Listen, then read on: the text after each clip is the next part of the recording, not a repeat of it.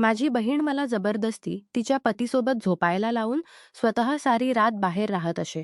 एका रात्री माझ्या जिजूला कळाले की मी त्यांची पत्नी नसून चाली आहे. नंतर माझ्या जिजूने माझ्यासोबत असे काही केले की ते ऐकून तुमचे होश उडतील. कारण रात्री मी खोल झोपेत होते, तेव्हा मला जाणवले की कोणीतरी मला जागवत आहे. मी हळूहळू डोळे उघडले तर माझ्या बेडजवळ माझी बहीण उभी होती. मी लगेच उठून बसले. आधी माझ्या मनात आले की कदाचित जिजूंना काही झाले असेल म्हणून ती इतक्या रात्री मला जागायला आली. पण जशी मी तिला विचारले, "काय झाले?" तसे तिने लगेच माझ्या माझ्या तोंडावर हात ठेवला आणि म्हणाली, "शांत राहा आणि लवकर इथून उठ."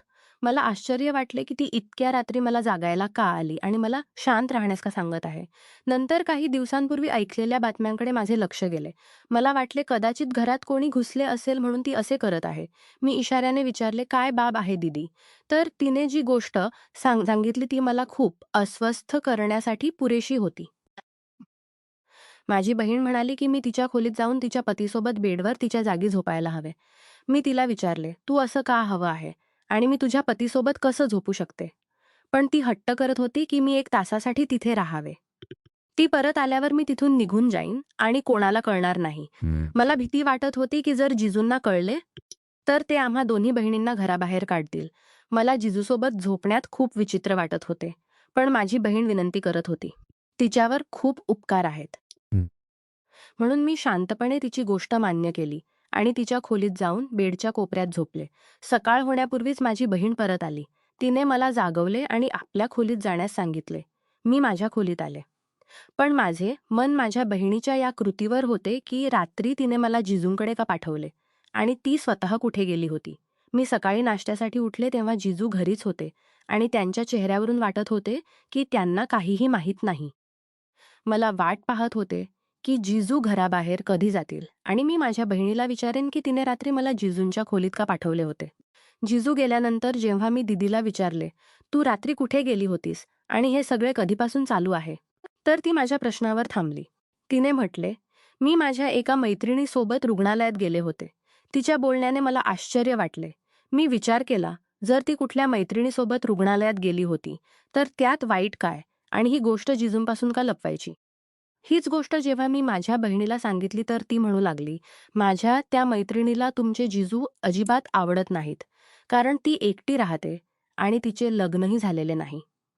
सगळ्यांना वाटते की ज्या मुली एकट्या राहतात त्या चारित्र्याच्या चांगल्या नसतात. पण तसे नाही. तुमचे जिजूही बाकी पुरुषांसारखे तिला चारित्र्यहीन समजतात. मी दीदीला विचारले, "तुझ्या मैत्रिणीसोबत शेवटी असे काय झाले होते की त्यांना इतक्या रात्री रुग्णालयात जावे लागले?" तर माझी बहीण ही गोष्ट टाळली आणि माझे आभार मानू लागली की रात्री तू मला वाचवलेस त्याबद्दल धन्यवाद. मीही हे विचारून जास्त लक्ष दिले नाही की चला किमान काही वाईट तरी झाले नाही. पण काही दिवस गेलेच होते की पुन्हा एका रात्री माझी बहीण मला जागायला आली आणि मला तिच्या खोलीत जाऊन झोपण्यास सांगितले. मी विचारले, आज कुठे जात आहेस? पुन्हा त्याच मैत्रिणीसोबत जात आहेस का? तर तिने म्हटले, "हो, त्याच सोबत जात आहे." मी खूप विचारले, की "कोणत्या रुग्णालयात जात आहेस? का जात आहेस?" म्हणजे मला काहीतरी कळावे. पण माझ्या बहिणीने मला काही सांगितले नाही. ती मला तिच्या खोलीत पाठवून घराबाहेर पडली आणि मला असे वाटत होते की काहीतरी चुकीचे चालले आहे. नक्कीच माझी बहीण काहीतरी चुकीचे करत होती आणि रात्री रुग्णालयात जाण्याच्या बहाण्याने कुठेतरी जात होती.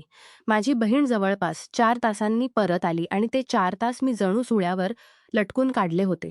जेव्हा जेव्हा जिजू करवट घेत होते, तेव्हा मला वाटत होते की आता माझे रहस्य उघडेल. पण आता मी मनात पूर्णपणे ठरवले होते की आता मी माझ्या बहिणीची गोष्ट कधीही मांडणार नाही. आणि जर पुढे पुन्हा असे काही झाले, तर जिजूंना सगळी गोष्ट खरं सांगेन. कारण त्यांना सगळं माहीत असले पाहिजे. मी दुसऱ्या दिवशी पुन्हा माझ्या बहिणीला खूप प्रश्न विचारले. पण तिने माझ्या प्रत्येक प्रश्नाला टाळले आणि असेच चालू राहिले. जवळपास 1 आठवड्यानंतर पुन्हा माझी बहीण माझ्या खोलीत होती आणि आज रात्री पुन्हा हवे होते, की मी तिच्या खोलीत जाऊन झोपले. पण यावेळी मी कडकपणे नकार दिला आणि धमकीही दिली, की मी आज जिजूंना सगळं सांगेन. तर तिने म्हटले, "ठीक आहे. जर तू सगळं त्यांना सांगितलंस तर मी तुला परत गावात पाठवेन आणि इथे कधीही बोलावणार नाही. आता तू स्वतः विचार कर की तू काय करायचे आहेस." माझ्या भविष्याचा प्रश्न होता. म्हणून मी नको असतानाही जाऊन त्यांच्या खोलीत झोपले. मी विचार करत होते की जर ही गोष्ट उघडली तर गोष्ट माझ्यावरही येईल. आता मला काय करायचे? का आपल्या जिजूंना सांगून टाकावे की पुन्हा दीदीची गोष्ट मानून शांत राहावे. मी शांतपणे पडून छताकडे बघत असतानाच मला जाणवले की माझ्या जिजूने माझ्याकडे करवट घेतली. मी झटकन डोळे बंद केले. मी झटकन डोळे बंद केले आणि करवट घेऊन त्यांच्याकडे पाठ केली. पण त्यांना कदाचित अंदाज आला होता की मी त्यांची पत्नी नसून साली आहे. म्हणून त्यांनी आपल्या पत्नीकडून आणि माझ्याकडून आपल्याच पद्धतीने सूड उगवला. माझे नाव साक्षी आहे. आम्ही 2च बहिणी आहोत आणि आमचे घर सातारा जिल्ह्यातील एका छोट्या गावात आहे. माझ्या मोठ्या बहिणी सुनीताचे लग्न पुण्यात झाले होते आणि ती आपल्या पतीसोबत पुण्यात राहत होती. मी जेव्हा 10वी पास केली तेव्हा जवळच्याच कॉलेजात प्रवेशासाठी अर्ज भरले, कारण आमच्या गावातील मुली तिथेच शिकायला जात असत. पण माझ्या बहिणीने हट्ट केला की ती माझा प्रवेश मोठ्या शहरात करेल आणि स्वतःच माझी सगळी कागदपत्रे घेऊन गेली आणि पुण्यातील कॉलेजात जमा केली. जेव्हा माझा प्रवेश झाला तेव्हा तिने स्वतःच ऑफर केले की मी तिच्या घरी तिच्याजवळ राहीन. माझ्या बहिणीने आपल्या पतीला आणि आई-वडिलांना कसे राजी केले मला माहीत नाही. पण मी खुश होते की मला पुण्यातील कॉलेजात शिकायला संधी मिळत आहे आणि मी गाव सोडून पुण्यात आले. मला इथे कामात माझी बहीण माझा साथ देत होती. जसा फॅशन चालत असे तसे कपडे ती मला आणून देत असे. मला चांगले खाणे खाऊ घालत असे आणि माझ्या सगळ्या मागण्या पूर्ण करत असे. आणि अशाच खूप उपकार दीदीच्या गळ्यात होते. तरीही ती माझी मोठी बहीण होती म्हणून मी तिची प्रत्येक गोष्ट मान्य करत असे. सगळं अगदी बरोबर चालले होते. जेव्हा पहिल्यांदा कॉलेजात सुट्टी झाली तेव्हा मी खूप खुश होते की आता मी परत आपल्या गावात जाईन. पण माझ्या बहिणीने मला जास्त दिवस गावात राहू दिले ना भेटेन. पण माझ्या बहिणीने मला जास्त दिवस गावात राहू लक्ष दे. ती म्हणाली, तू पुण्यातच राहा आणि आपली खूप काळजी घेते. ती मला कदाचित म्हणूनच इतके प्रोत्साहन देते. कारण स्वतः तिने छोट्या कॉलेजात शिकले होते आणि कदाचित ती हवे होते की तिची बहीण चांगले शिकून गावात सर्वात पुढे राहावी. माझ्या मोठ्या बहिणीच्या मनात काय चालले होते हे मला माहीत नव्हते. माझ्या सुट्ट्या अजून काही बाकी होत्या. तरीही मी गावातून परत आले. माझे जिजूही मला घराचा एक भाग समजू लागले होते. म्हणून त्यांनाही माझी सवय झाली होती. तेही माझ्या परत येण्याने खूप खुश होते. ज्या दिवशी मी गावातून परत आले त्या दिवशी थकव्यामुळे मी लवकर झोपले. जेव्हा अर्ध्या रात्री माझी बहीण माझ्या खोलीत आली. तिने चोरून मला आपल्या खोलीत जाऊन झोपण्यास सांगितले. आणि माझ्या प्रश्न विचारण्यावर म्हटले, माझी मैत्रीण रुग्णालयात आहे आणि तिला माझी गरज आहे. तुमचे जिजू तिला आवडत नाहीत. तू जाऊन माझ्या खोलीत झोप म्हणजे त्यांना कळणार नाही की मी खोलीत नाही. मी या गोष्टीवर शांत राहिले आणि यावर जास्त विचार केला नाही. पण मला काय माहीत होते की एकदा तिची गोष्ट मान्य करून मी स्वतःसाठी काय अडचण उभी केली आहे आणि ही गोष्ट माझ्यावर काय काय संकटे आणेल. ही सत्यता मला माहीत नव्हती. या गोष्टीला एक आठवडाच गेला होता की पुन्हा माझ्या बहिणीने मला तिच्या खोलीत जाऊन झोपण्यास सांगितले. मी तर खूप वाद घालून झाले होते. पण शेवटी मला तिची गोष्ट मान्य करावी लागली. आणि जेव्हा 2-3 वेळा हीच सवय झाली तेव्हा मीही आता वाद घालणे सोडून दिले होते. जेव्हा ती मला जागायची शांतपणे मी तिच्या खोलीत जाऊन झोपत असे. पण एका दिवशी मला असे वाटले की माझे जिजू जागे आहेत आणि त्यांना माहीत आहे की बिछाण्यात त्यांच्यासोबत त्यांची पत्नी नसून साली आहे. मला खूप भीती वाटली आणि मी विचार करत होते की जर त्यांनी मला प्रश्न विचारला की तू माझ्यासोबत का पडली आहेस तर मग काय होईल. मी जसेचे काही तास काढले आणि जवळपास 5 तासांनी माझी बहीण परत आली. दुसऱ्या दिवशी मी दीदीला सांगितले की मला वाटते रात्री जिजू जागे होते आणि त्यांना सगळं माहीत आहे. पण माझी बहीण म्हणू लागली, नाही त्यांना काही माहीत नाही. तर नक्कीच ते मला प्रश्न विचारले असते किंवा तुला प्रश्न विचारले असते. तू भिवू नकोस. तिच्या या खोट्या दिलाशाने मला अजिबात समाधान मिळाले नाही. आता तर माझे कॉलेजही सुरू झाले होते आणि दीदीचे हे सिलसिलाही सुरूच होते. माझी बहीण आधी आठवड्यात एकदा जायची, पण आता तर दर 2-3 दिवसांनी जाऊ लागली होती. माझी बहीण मला कधीही सांगत नसे की ती कुठे जाते आणि जेव्हा मी विचारतही होते, तेव्हा या प्रश्नाला कडकपणे टाळत असे. आश्चर्याची गोष्ट म्हणजे ती ज्या मैत्रिणीचे नाव सांगत असे, ती मैत्रीण आजपर्यंत मी कधीही पाहिलीच नव्हती आणि ना कधी ती आमच्या घरी आली होती आणि नाच माझी बहीण कधी दिवसाच्या उजेडात तिला भेटायला गेली होती. मला शंका येत होती की ती काहीतरी चुकीचे करत आहे पण सांगत नाही. मी ठरवले होते की यापूर्वी गोष्ट उघडेल मला सगळी हकीकत माहीत करायला हवी. म्हणून मी सगळी योजना आखून ठेवली होती. 2 दिवस झाले होते आणि माझ्या बहिणीने मला रात्री आपल्या खोलीत जाण्यास सांगितले नव्हते. म्हणून मला खात्री होती की आजच्या रात्री ती नक्की जाईल. जेव्हा रात्री बहीणने मला जागवले तेव्हा मी शांतपणे तिच्या खोलीत जाऊन बिछाण्यावर पडले आणि जेव्हा तिने पाहिले की मी पडले आहे तेव्हा ती घराबाहेर पडली. पण मी आधीच योजना आखून ठेवली होती. म्हणून लगेच उषांनी आपला शरीर आकार बनवला आणि दबक्या पावलांनी तिच्या मागे मागे घराबाहेर पडले. मला भीतीही वाटत होती, पण मला सत्यता शोधायची होती. मला माहीत नव्हते की याचा परिणाम काय होईल, पण जिथे माझी बहीण जात होती तिथे मीही तिच्या मागे जात होते. मला या गोष्टीची चिंता होती की जर माझे जिजू जागे झाले तर मग काय होईल, कारण मला आधीच खात्री होती की ते सगळं जाणतात. गल्लीत खूप अंधारात होते आणि बहिणीच्या मागे मागे दबक्या पावलांनी चालत होते. मी काळी चादर घेतली होती आणि अंधाराचाच भाग वाटत होते. मी खूप जास्त घाबरत होते, पण माझी बहीण कोणत्याही भीतीशिवाय पुढे जात होती. मला असे वाटत होते की तिला जाणवत असेल की कोणी तिच्या मागे येत आहे, कारण ती थोडी दूर चालल्यानंतर थांबून मागेही बघत असे. पण मी अंधारात काळी चादर घेऊन चालत होते, म्हणून कदाचित तिला दिसत नसे. मी पाहिले की मुख्य रस्त्यावर माझी बहीण एका गाडीत बसून निघून गेली. अंधारामुळे मी गाडीचा नंबरही पाहू शकले नाही. आणि आश्चर्याची गोष्ट म्हणजे गाडीची हेडलाईट वगैरेही लावलेली नव्हती आणि गाडीही काळ्या रंगाची होती. यामुळे मला काही कळू शकले नाही की ती गाडी कोणाची आहे आणि तिचा नंबर काय आहे. माझ्याकडे आता कोणताही मार्ग नव्हता, म्हणून मला परत घरी यावे लागले.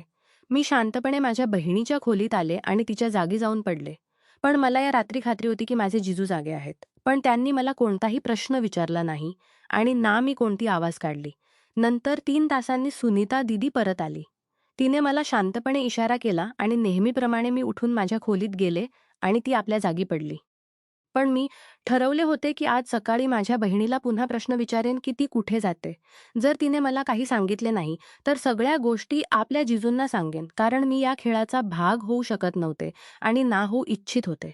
मला माझ्या बहिणीबद्दल आश्चर्य वाटत होते की ती कशी हे सगळं करत आहे, कारण मला खात्री होती की ती चुकीच्या वाटेवर चालली आहे आणि तिची अशी कोणती मैत्रीण नाही. कदाचित ती कुठल्या मुलासोबत जाते आणि आता मी माझ्या बहिणीच्या गोष्टींकडे खूप लक्ष देत होते. तेव्हा मला अंदाज आला की माझ्या जिजूंची पगार इतकी जास्त नाही. तर मग माझी बहीण रोज रंगबिरंगी सूट कुठून आणते आणि मलाही खिसा खर्च देते. हे सगळे पैसे तिच्याकडे कुठून येतात? जसे मी विचार करत होते तसे मला प्रत्येक गोष्टीत शंका दिसत होती. काहीतरी चुकीचे चालले आहे आणि याच गोष्टीने मला खूप जास्त अस्वस्थ केले होते. कारण जर ही गोष्ट उघडली तर माझे भविष्यही खराब होईल आणि सोबत खूप जास्त बदनामीही होईल. पण ती हे सगळं का करत होती? तिची एकच इच्छा होती की तिचे लग्न शहरात व्हावे आणि तिची ही इच्छा पूर्णही झाली होती. तर मग ती जिजूंना का फसवत आहे? माझ्या मनात खूप प्रश्न होते, पण माझ्याकडे उत्तरे नव्हती. उत्तरे माझ्या बहिणीकडे होती, जी मला उत्तर देऊच इच्छित नव्हती. मला तिच्याकडून प्रत्येक प्रश्नाचे उत्तर हवे होते. म्हणून मी दुसऱ्या दिवशी सकाळी कॉलेजातून सुट्टी घेतली आणि जिजू ऑफिसला गेल्यानंतर माझ्या बहिणीला विचारले, "तू कुठे जातेस आणि कोणासोबत जातेस? मला आज सगळं खरं सांग, कारण मी जाणते की तू कुठल्या चुकीच्या वाटेवर निघाली आहेस. काल रात्री मीच तुझा पाठलाग करत होते आणि आताही जर तू मला खरं सांगितलंस नाही." माझी गोष्ट ऐकून ती अस्वस्थ झाली. पण नंतर तिने म्हटले, "जर मी कोणासोबत जाते तर हे माझे प्रकरण आहे. मी तुला इथे म्हणून आणले होते की तू माझा साथ देऊ शकशील. माझा आणि तुझा चेहरा एकसारखा आहे. अंधारात अजिबात समजणार नाही की मी कोण आहे आणि तू कोण आहेस आणि तुला हे सगळं करायलाच लागेल जोपर्यंत मी हवे. जर तू नकार दिलास तर माझ्याकडे एकच मार्ग आहे की मी तुला गावात परत पाठवेन आणि आईला सांगेन की तुझा जिजूसोबत कुठल्यातरी प्रकारचा संबंध होता म्हणून मी तुला परत पाठवले. यानंतर ना तर आई-वडील तुला पुढे जाऊ देतील आणि ना गावात तुझी कोणती इज्जत राहील." तिच्या या गोष्टीने माझे डोळे उघडले. जर दीदी खरोखर असे केले तर मी कोणाला तोंड दाखवण्याजोगी राहणार नाही. पण मला माझ्या बहिणीच्या स्वार्थीपणाबद्दल दुःखही वाटत होते. मी त्याच वेळी रडत तिथून उठले. पण माझ्या खोलीत जाऊन विचार करू लागले की दीदी हे सगळं का करत आहे? ती तर खूपच साधी सरळ मुलगी होती. तिने कधीही कोणता चुकीचा मार्ग निवडला नव्हता. तर ती शहरात एकटी शिकायलाही गेली होती. तिने शहरातून 3 महिन्यांचा संगणक कोर्स केला होता. तेव्हा ती एकटी राहत होती. आम्ही कधीही तिच्याबद्दल कोणती चुकीची गोष्ट ऐकली नव्हती. तर आता जेव्हा ती विवाहित आहे तेव्हा असे काम का करत आहे? कधी कधी वाटत होते की ती काही चुकीचे करत नाही, पण डोळ्यांनी पाहिलेले कधीही नाकारता येत नाही. मी प्रत्येक बाजूने अडकले होते. जर कोणाला काही सांगितले तर माझी बेइज्जती होईल आणि जर सांगितले नाही तर मला बहिणीच्या इशाऱ्यांवर नाचायला लागेल आणि तिची कठपुतळी बनून राहावे लागेल. म्हणूनच प्रत्येक मार्ग बंद झाला होता. अभ्यास अर्धवट सोडून गावात गेले तरीही सगळे प्रश्न विचारतील आणि जर कोणाला काही सांगितले तर बहिणीची धमकी समोर होती. म्हणून मला शांतपणे तेच करायला लागले जे ती सांगत होती. जरी या कामात माझी संमती नव्हती आणि दुसरीकडे माझ्या जिजूंचे रंगही बदलत होते, जे माझ्यासाठी खूप जास्त अडचणीची गोष्ट होती. ते बहिणीसमोर तर अडचणीची गोष्ट होती. ते बहिणीस माझी बहीण सामान्य राहत होते, तसे ते माझ्यासोबत इशाऱ्यांनी बोलू लागत. पण जसे त्यांना माहीत असेल की मी रात्री त्यांच्याजवळ झोपले आहे. ही गोष्ट माझ्यासाठी आणखी जास्त संकट होती. मी विचार केला होता याबद्दल जिजूंशी बोलून टाकेन. पण आता त्यांच्या गोड-गोड गोष्टींमुळे मी त्यांच्यापासूनही दूर राहत होते. एकदा मी बहिणीच्या कपाटातून काही वस्तू शोधत होते, तेव्हा मी एक विचित्र वस्तू पाहिली. मागच्या बाजूला काही लपवलेले होते आणि जेव्हा मी ते उघडून पाहिले तेव्हा मी आश्चर्यात पडले. त्यात मुलींच्या जीन्स आणि शर्ट ठेवलेले होते. असे कपडे तर आमच्याकडे दूर-दूरपर्यंत कधीही कोणी घातले नव्हते. मी माझ्या बहिणीलाही कधी हे सगळे घातलेले पाहिले नव्हते. तर याचा अर्थ माझी शंका बरोबर आहे. माझी बहीण चुकीच्या वाटेवर चालली आहे. ती असे कपडे घालून आपल्या कोणत्या मैत्रिणीला भेटायला जाते. आता मला माझ्या बहिणीबद्दल मोठी द्वेष वाटू लागली आणि दुसरीकडे जिजूंचे वर्तनही बदलत होते आणि मी ही गोष्ट बहिणीलाही सांगू शकत नव्हते. कारण जी स्वतः कुठल्या चुकीच्या वाटेवर चालली असेल ती माझी काय मदत करेल. नंतर एका दिवशी वरच्या बाबाने माझी मत ऐकली आणि मला सगळी हकीकत माहीत झाली. मी कॉलेजातून परत आले तेव्हा आमच्या घरासमोर काही विचित्र प्रकारची गर्दी होती. मला कुठल्या अनहोनीचा अंदाज आला. मी गर्दी बाजूला करत आत पोहोचले तेव्हा समोरचे दृश्य खूपच भयाण होते. पोलिसांनी माझ्या जिजूंना पकडले होते आणि माझी बहीण तिथेच उभी होती, पण ती काहीही बोलत नव्हती. मी विचारले, हे सगळं काय चालले आहे? तर माझ्या बहिणीने लगेच मला पकडून आपल्या मागे केले आणि म्हटले, अगदी शांत राहा. मला वाटले की माझ्या बहिणीने आपल्या पतीला पकडून दिले आहे, म्हणजे ती कुठल्या दुसऱ्यासोबत मौज करू शकेल. हीच गोष्ट मी माझ्या बहिणीला बोलले तर तिने मला शांत राहण्यास सांगितले. माझे जिजू ओरडत राहिले. पण पोलिसांनी त्यांना पकडून नेले. गर्दी निघाल्यानंतर मी माझ्या बहिणीवर रागावू लागले. मी म्हटले, तुला आपल्या पतीला अटक करायला नको होते. जर तुला ते आवडत नसते तर तू त्यांच्यापासून घटस्फोट घेऊ शकत होतीस. पण कुठल्या निर्दोषाला असे पकडवणे अजिबात चांगली गोष्ट नाही. माझ्या बहिणीने म्हटले, ते निर्दोष कसे आहेत? का ते तुला त्रास देत नव्हते? दीदीच्या या गोष्टीवर मी डोके खाली करून राहिले. तर माझ्या बहिणीने म्हटले, आता तू इथे बस. आज मी तुला तुझ्या सगळ्या प्रश्नांची उत्तरे देईन. आणि नंतर माझ्या बहिणीने मला जी हकीकत सांगितली ती मला आश्चर्य आणि अस्वस्थ करण्यासाठी पुरेशी होती. ती म्हणाली, लग्नापूर्वी मी पुण्यात 1 महिन्याचा कोर्स करायला आले होते. तुला आठवते? मी म्हटले, हो मला आठवते. यावर तिने मला सांगितले की तो कोणता संगणक कोर्स नव्हता, तर तिने पोलीस दलात सामील झाली होती आणि ती त्याची प्रशिक्षण घ्यायला आली होती. तिने ही गोष्ट कोणाला सांगितली नव्हती. काही वर्षांनंतर जेव्हा तिच्यासाठी संबंध आला तेव्हा आई-वडिलांनी हट्ट करून माझ्या बहिणीचे लग्न करून दिले. पण जेव्हा लग्नानंतर तिने आपल्या पतीला सांगितले की ती पोलीस दलात सामील होऊ इच्छिते, तर जिजूंनी कडकपणे मनाई केली. तिने त्यांना अजिबात सांगितले नव्हते की ती आधीच दलात सामील झाली आहे. पण जेव्हा तिने सामील झाली होती तेव्हा तिच्या प्रमुखाने तिला सांगितले होते की ती राजीनामा देऊ नये, तर ती रोज येऊ नये. पण पोलिसांचे जे लपलेले मिशन आहेत त्यात ती मदत करत राहावी, यावर तिने होकार दिला. सुरुवातीला तिला असे वाटत होते की घराच्या कुठल्या गरजेमुळे तिचा पती मनाई करत आहे. एकदा एका लपलेल्या टोळीच्या विरोधात त्यांना पुरावे शोधायचे होते आणि तिने आपल्या पतीला न सांगताच काम सुरू केले. पण जेव्हा टोळीबद्दल माहीत केले गेले तेव्हा कळाले की जिजू ही याच टोळीचा एक भाग आहे आणि म्हणून जिजू तिला पोलीस दलात सामील होण्यास मनाई करत होते. हळूहळू दीदीला हेही समजले होते की म्हणून तिने आपल्या योजनेला लवकर पूर्ण करण्याचा निर्णय घेतला आणि लवकरच जिजूंच्या विरोधातही पुरावे शोधून काढले. दीदी म्हणाली, आज मी स्वतः त्यांची अटकही केली आहे, कारण मी आपला पती गमावू शकते, पण या देशाशी कधीही गद्दारी करणार नाही आणि तू तर माझी छोटी बहीण आहेस.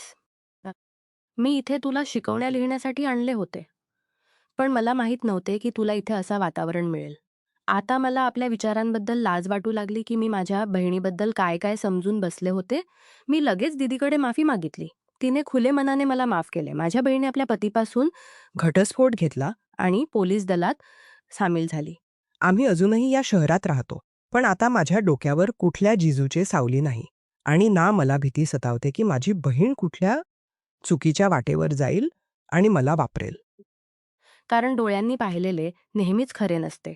नमस्कार मित्रांनो, तुम्हाला ही कथा आवडली असेल तर चॅनेलला सबस्क्राईब करायला विसरू नका. आणि यापेक्षाही अधिक रंजक व्हिडिओ पाहण्यासाठी माझ्या चॅनेलवर नुकताच अपलोड केलेला नवीन व्हिडिओ नक्की पहा. तो तुम्हाला खूप आवडेल, अशी मला आशा आहे.